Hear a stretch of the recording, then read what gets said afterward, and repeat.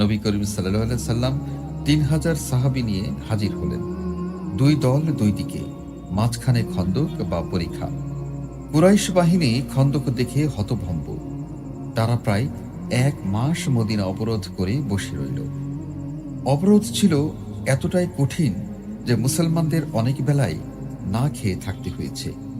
কিন্তু অবরোধকারীরা কিছুতেই পরিখা পার হতে পারল না। হযরত মুহাম্মদ সাল্লাল্লাহু আলাইহি ওয়াসাল্লাম পরিখার বিভিন্ন স্থানে সৈন্য মোতায়েন করলেন। কাফেররা বাইরে থেকে পাথর ও তীর ছুঁড়তে শুরু করলে তার প্রত্যুত্তর দেওয়া হলো।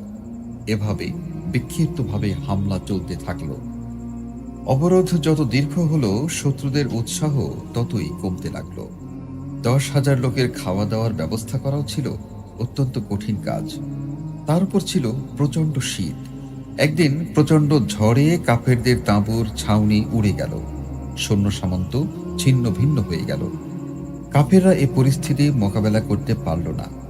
ইহুদিরা আগেই সরে পড়েছিল। কুরাইশদেরও ফিরে যাওয়া ছাড়া আর কোনো উপায়ই রইল না। আহজাব যুদ্ধে ৮ জন মুসলিম শহীদ হন। শত্রুপক্ষে মারা যান ৪ জন। অবরোধের সময়কাল নিয়ে মতভেদ আছে। কেউ বলেন ২৪ দিন, কেউ বা ১৫ দিন।